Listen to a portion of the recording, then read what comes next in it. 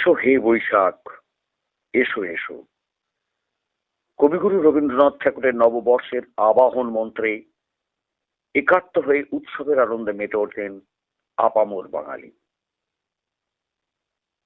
হে নূতন, এসো তুমি সম্পূর্ণ গগন পূর্ণ করি পূর্ণ পূর্ণ রূপে।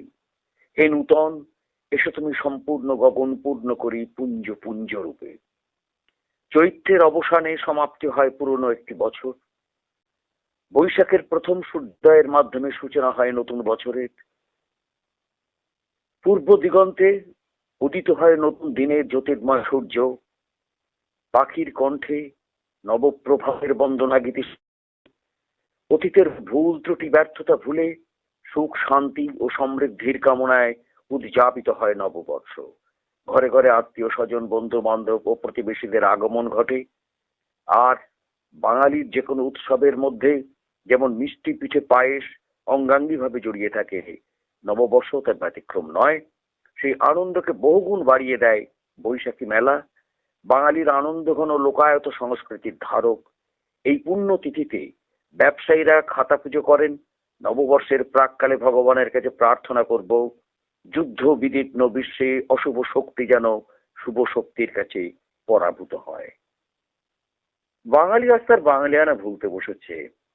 পোশাক সংস্কৃতি খাদ্যাভাসে সে আজ বিশ্ব নাগরিক। বিশ্বায়নের ধাক্কায় বাঙালিয়ানে এক প্রকার কোন ঠাসা। তবুও পয়লা বৈশাখ দিনটা এলে আমাদের মধ্যে বাঙালি সত্তা যেন কিভাবে জেগে ওঠে। পুরনো বছরের রাত শেষ হয়ে আবির্ভাব ঘটে নববর্ষের। পুরনো বছরের অন্তিম ক্লান্ত তিমির রাত্রির সমাপ্তি ঘটে। পূর্ব দিগন্তে উদীয়মান সূর্য আবার সূচিত করে নতুন একটা আশা। পৃথিবীর অপূর্ব নৈসর্গিক মঞ্চে ধ্বনিত হয় নবজীবনের সঙ্গীত। পুলকিত বিহগের কাকলিতে বেজে ওঠে নবপ্রভাতের বন্দনা গীতি। দিকে দিকে মানবকুলের আয়োজন ও অভিনন্দনে স্নাত নতুনের সৌন্দর্য লক্ষ্য করে ধরিত্রী মাতা হেসে ওঠেন। আমরা কৃষিভিত্তিক দেশের বাসিন্দা। বাঙালির 12 মাসে 13 পার্বণ, তারই এক উৎসব এই বাংলা নববর্ষ। ইংরেজি নিউ ইয়ার নয়।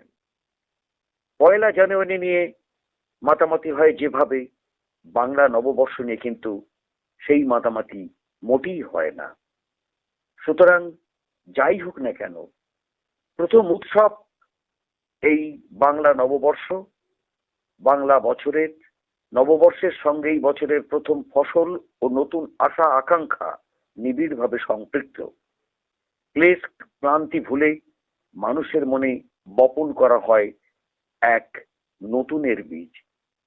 তাই কবি বলেছেন, বন্ধু হও শত্রু হও যেখানে যে কেহ রও, ক্ষমা করো আজিকার মতো পুরাতন বরসের সাথে পুরাতন অপরাধ যত। রবীন্দ্রনাথ ছাড়া তো আমরা চলতেই পারবো না। এক পা চলার আমাদের ক্ষমতা নেই। যেখানেই যাব সেখানেই কিন্তু রবীন্দ্রনাথ। সত্যি কথা বলতে কি, যে রবীন্দ্রনাথ ঠাকুর প্রয়াত হয়েছিলেন 1941 সালে, অর্থাৎ 1348 বঙ্গাব্দের 22 শ্রাবণ। সে বছর পয়লা বৈশাখ শান্তিনিকেতনে কাটিয়েছিলেন তিনি। সেখানে উদযাপন করা হয় তার 80 বছরের জন্মদিন। তখন তিনি সেবার নববর্ষের আগে রবি ঠাকুরের কাছে গান চাওয়া হয়েছিল। প্রথমে তিনি আপত্তি করেন, পরে তিনি একটি কবিতা লিখে দেন এবং তাতে সুরারোপও করেন। কবিতাটি হলো, ওই মহামানব আসে দিকে দিকে রোমাঞ্চ লাগে মর্ত ধুলির ঘাসে ঘাসে। 1348 বঙ্গাব্দের প্রথম যে পয়লা বৈশাখ, রবীন্দ্রনাথ শেষ জন্মদিন কেমন ভাবে পালন হয়েছিল। সেদিন ভোরে অষ্টমীরা বৈতালিক গিয়ে শান্তিনিকেতনে পরিক্রমা করেন। সেখানে রবি ঠাকুরের জন্মদিনের বার্তা সভ্যতার সংকট পাঠ করেন ক্ষিতিমোহন সেন।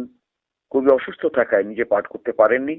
যাই হোক, ওই বছরই নয়, এর আগে থেকে পয়লা বৈশাখ শান্তিনিকেতনে কবির জন্মদিন পালন হয়ে আসছে। কবির শেষ জন্মদিনের বিষয়ে রানীচন্দ্র তার আলাপচারী রবীন্দ্রনাথ বইতে লিখেছেন, আজ নববর্ষ এবার পয়লা বৈশাখী গুরুদেবের জন্মোৎসব হবে। আগে থেকেই ঠিক করা হয়েছিল। ভোরবেলা কচি শালপাতার ঠোঁয়ায় কিছু বেল, জুঁই, কামিনী তুলে উদয়নের দক্ষিণের বারান্দায় গুরুদেবের হাতে দিয়ে তাকে প্রণাম করলুম। আজ অনেক আগে থেকেই গুরুদেব বারান্দায় বসে এসছেন। সেই বসেই রয়েছেন, ফুলের ঠোঙাটি হাতে নিয়ে। তার গন্ধ শুকতে শুকতে ধীরে ধীরে বললেন, আজ আমার জীবনের ৮০ বছর পূর্ণ হলো।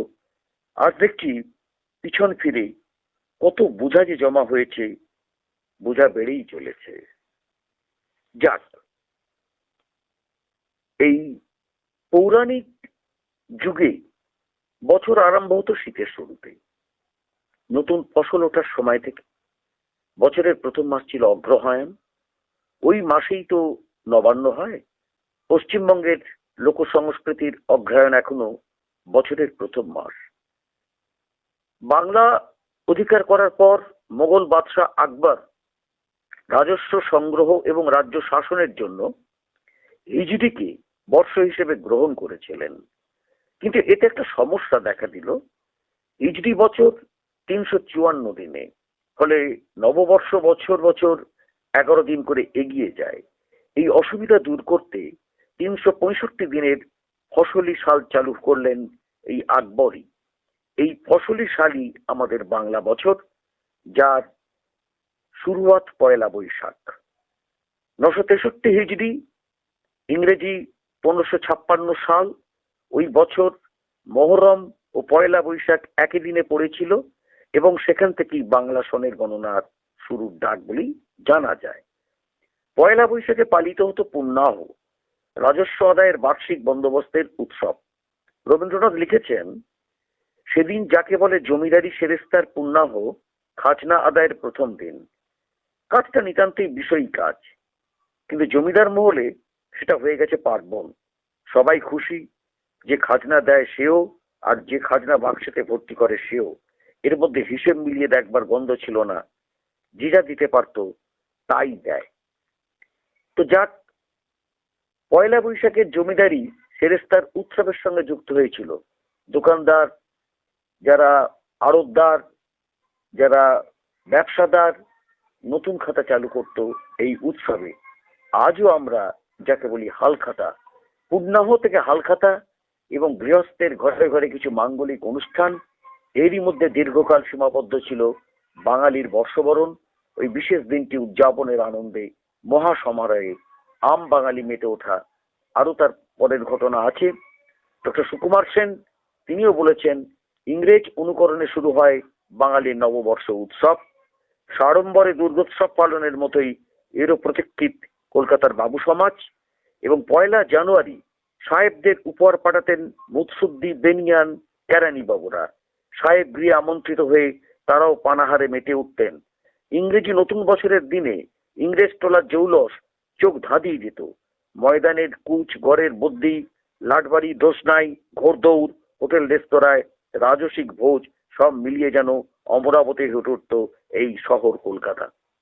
তবে জোড়াসাঁকোর যে পয়লা বৈশাখ, সেই পয়লা বৈশাখের মধ্যে কিন্তু দেখা যাচ্ছে যে পয়লা বৈশাখ যে বাবুদের বাড়িতে গান বাজনার আসর বসতো, আরো অনেক কিছু হতো।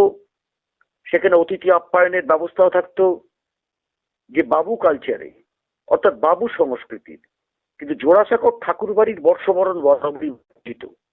ঠাকুরবাড়ির অন্য অনেক বিষয়ের মতোই বাঙালির কাছে আইকনিক বাবু সংস্কৃতির বর্ষবরণ থেকে স্বতন্ত্র জোড়াসাঁকোর ঠাকুরবাড়ির পয়লা বৈশাখের খাওয়া দাওয়া হতো বাড়ির দোতলায় টানা বারান্দায়। তেতলায় থাকতেন কবিগুরু রবীন্দ্রনাথ। টানা বারান্দায় মেঝেতে কার্পেটের আসন লম্বা করে বিছিয়ে, তার সামনে কলা পাতা বিছিয়ে মৃৎ প্রাত্যে পরিবেশিত হতো ইলিশের ঝোল, চিতল মাছ, চালতা দিয়ে মুগের ডাল, নারকেল চিংড়ি, মাছের পোলাও এবং আরো অনেক সুস্বাদু খাবার দাবার।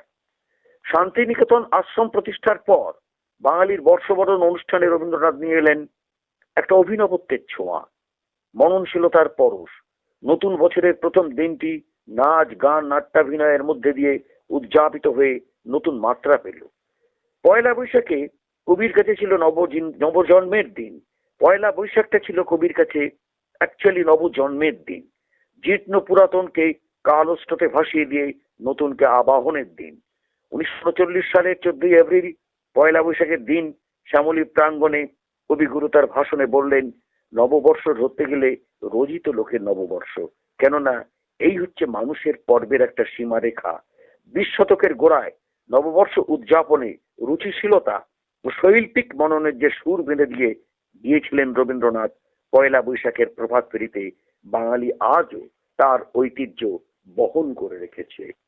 মোটামুটি পয়লা বৈশাখ যে চিত্রটা আমরা তুলে ধরলাম, এবং সেই চিত্রের মধ্যে পরিষ্কারভাবে আমরা দেখতে পেলাম যে অতীতে জমিদারি রাজত্বে যে দিনটিতে পূর্ণাহ পালিত হতো, ঐতিহাসিকদের একাংশ মনে করছেন মুঘল সম্রাট আকবরের রাজত্বকালে বাংলা নববর্ষ যে উদযাপন শুরু হয়।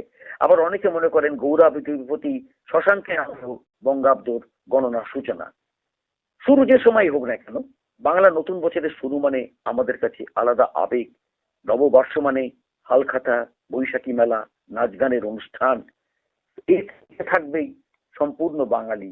এই বাঙালির যে নতুন খাতা, সেটা আজই সেই ব্যবসায়ীরা তারা ছুটবেন কালী মন্দিরে, কোথায় বড়সাদের কাছাকাছি মন্দিরেতে।